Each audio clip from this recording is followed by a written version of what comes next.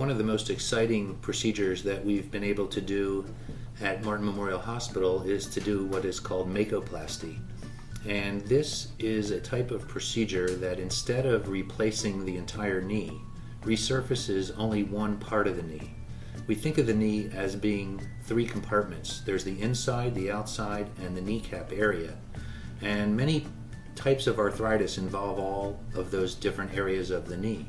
But when the arthritis is involving only one part of the knee, we can now resurface just that one part. And the advantage of this is that it's a really, truly minimally invasive procedure because it doesn't involve exposing the whole knee. It's done with a computer. We do a model of your knee on a computer screen after doing a CT scan, and we do the surgery actually on the computer model. And then in surgery, we bring that computer model to the operating room, and we use a robot to help make the bone cuts very precise. And this being a model of a knee, if I move the kneecap out of the way and bend the knee, you can see that there are just one side of the knee, being this side of the knee, that would be involved with the resurfacing. And what we do is we bring the robot in, and the robot just cuts out a little bit of the bone.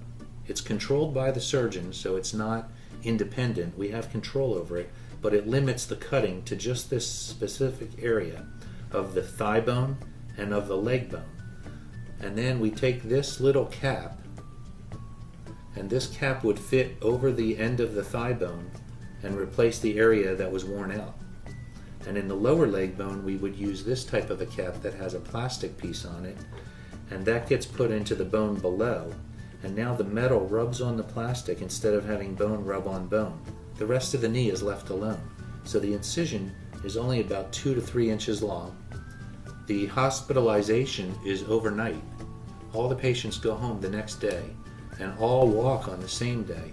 Most patients recover in a matter of a few days to a few weeks where they can walk independently and return to activities.